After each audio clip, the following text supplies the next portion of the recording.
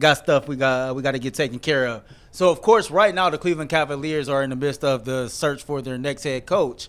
And we've talked a lot about player development. We've talked a lot about culture. We've talked a lot about just creating a system, with this being a small market franchise, et cetera.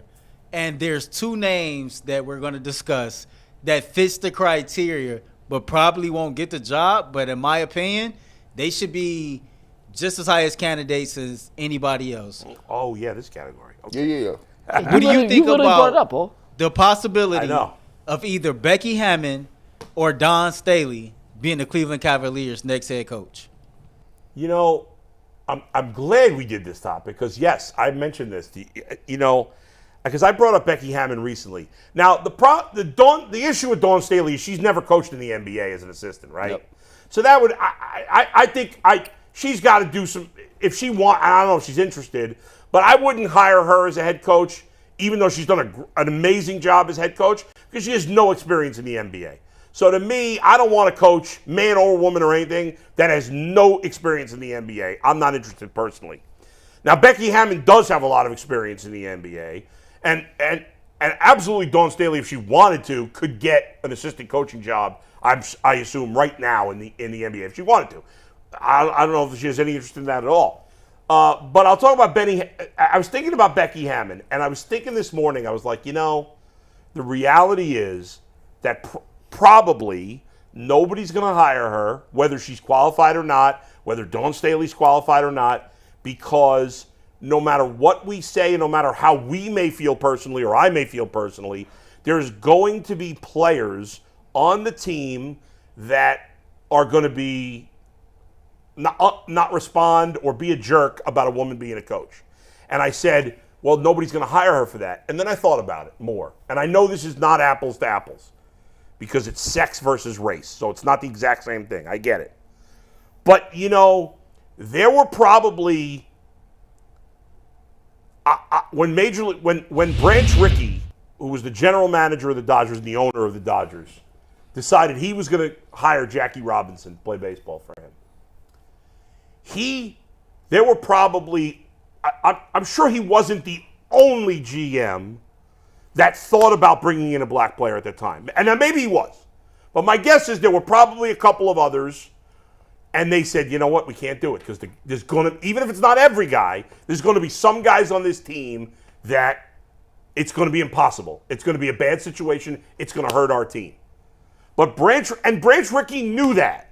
When Branch Rickey said, I'm signing Jackie Robinson, I don't care this, even if it's going to hurt my team. There's going to be players on this team that are racist, and they're not going to want Jackie Robinson here. And, of course, that happened. There were some players on the Brooklyn Dodgers who embraced Jackie, and there were plenty of players that did not. And did it cause problems? Did it make it? I don't know. So many years ago, I don't know. And how would I know how it affected the team in terms of wins, losses immediately? But the point is, that could have just been the excuse forever. Yeah. That could have been an excuse for the end of time. And Branch Rickey was the first one that had the balls enough to say, I don't care. This is wrong. We've got to make a change. I've got to bring in Jackie Robinson. And again, I get it. It's not race, it's sex. But there's more similarities in this situation than there are differences. And it's going to take one GM to say, just like Branch Rickey said, Jackie Robinson's a great baseball player. He's going to help my team win. Other players are going to have to deal with it. There's going to have to be a GM that says, and Becky Hammon probably deserves the first crack because she has the experience in the league, who says, Becky Hammon is a fantastic coach. She has NBA experience. If there are 3 players on this team that are going to be a jerk about a woman being the coach, well, I'll trade them or they're going to have to get over it. Somebody's got to do it. Does anybody have the guts to do it right now? I don't know. But hopefully somebody will. I think one of the things that we have to do is you got to take a look at us as a society and say, are we going to be about the lip service?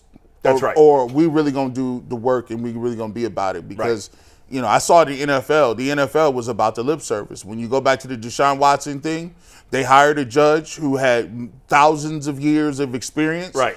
And as soon as they didn't like what she said, they disregarded her. Well, and to your point, sorry to cut you off, G, but it backs up what you're saying here. I was even thinking when Jim Trotter asked him about minorities in NFL media, and they just got him out of there. So and nothing changed. Nothing changed. Yeah, it could happen, but it has to happen specifically because Branch Rickey had a plan. Yes, 100%. It has to be the owner at the top. The owner at the top says, if we won't stand for any of it. Right. If you got a problem with it, here's the door. We're trading you immediately. The general manager has to have an understanding with when you bringing players in, you got bring guys, make sure they fit the system. Right. And if they got a problem with it, we'll get them up out of here. And then the most critical piece is she has to go to an organization and that the star player has to be on board. That's it right there. That's it. Everything else you said was irrelevant until that point. And then the star player, when the star player's on board and he says, hey, I'm going to pay attention, so you got to pay attention, and we ain't going to be doing all this other type stuff. That's it.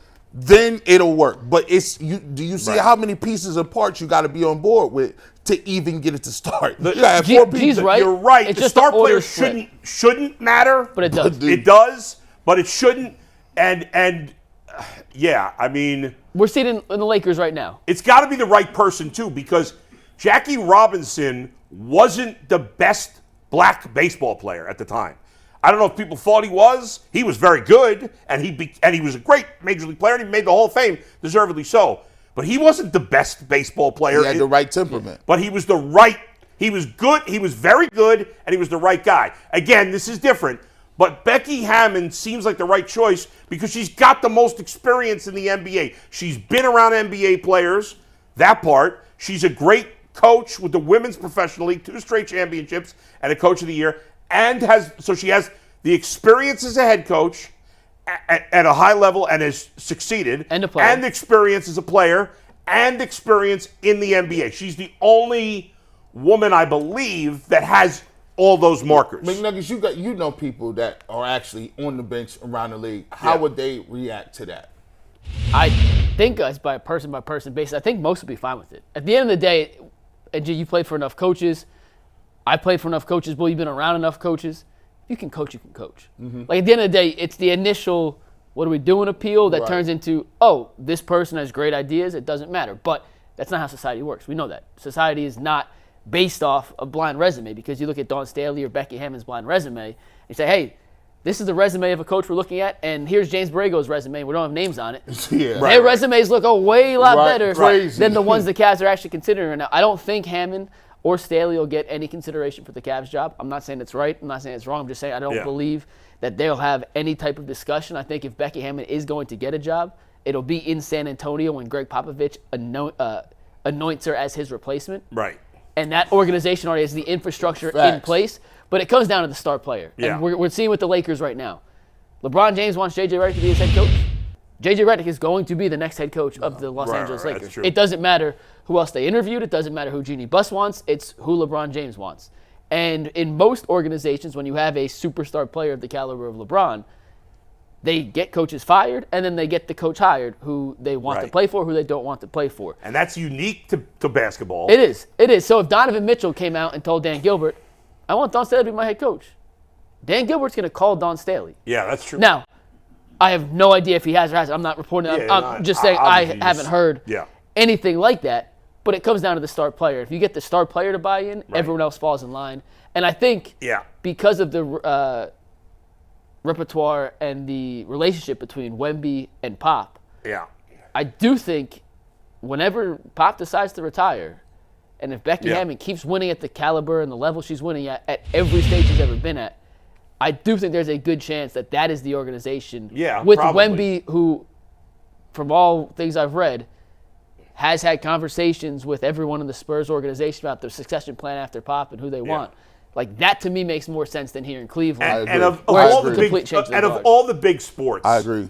It's got to be basketball because there's no women's professional football league. If there is, we've seen the Marlins had a GM, female GM, but there's no women don't play professional baseball. They play softball, but it's similar, but it's not.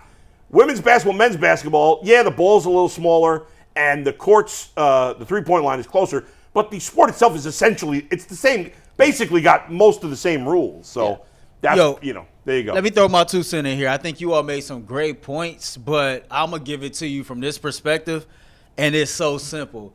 At the end of the day, women make the world go round, right? We all come from a woman, and the first love of our life is usually our mom, right? Women impact change. I think women are the first coaches we have in life, and I think that, just my opinion, I think women kind of have a way of making men pay attention more than usual, or they get us to do things that we wouldn't normally do more than usual. These are a bunch of young men in those locker rooms, and I'm not saying every young man has respect for their elders or for their mom, but for the most part, they do. Everybody love their mother and their grandmother, and I just think that when we look at society, when we look at everyday life, like we call this Mother Nature, women play a significant role in so many different things, and it'd be crazy, like when we have these conversations, that it seems like they're not good enough to coach in professional sports, but they're good enough to be a life coach in every single day of life. Well, certainly they're good enough. It's just the opportunity. I always laugh, shake my head, and scratch my head and stuff like that. Like, now, some people are always going to be closed-minded to these things, Earl. Unfortunately, not everybody's as open-minded as we in this group happen to be. And I agree with your sentiments there. And, I wonder, part of me makes me think young people today are more self-centered than ever, but young people today are also more sensitive than ever, I think. And in a way, maybe that helps a woman get an opportunity because women are generally more sensitive than men. So maybe some of these young athletes would rather play for a woman that they feel is going to be more sensitive, and not in a negative way, like soft, but sensitive to their needs as a human. And maybe they, players want to be coached. They also want to feel like the coach loves them, right? Don't you want to have that feeling? I don't know. Maybe did you? Did you want to feel like your coach cared about you? You know what? Women are better showing. You know what I cared about? Generally. Winning. Yeah, okay. If you bring me them dubs, I don't care. All I know is winning. That every doctor, I purposely go to female doctors because I feel like they care more, and that's not always fair. The only doctor I go to that's a man is for my what, because that's a part that women don't have. We got super chats real quick, Earl. There's gonna have to be some stuff. All right, perfect. It's gonna have to take a special organization. Yeah, I think San Antonio probably makes the most sense because he can name a successor, and sometimes and she's built up. You need. She's somebody. built up. Couldn't you see Miami too? Maybe. Well, they got a coach forever. Yeah, he's young, but So it'll have to chats. You said, Earl?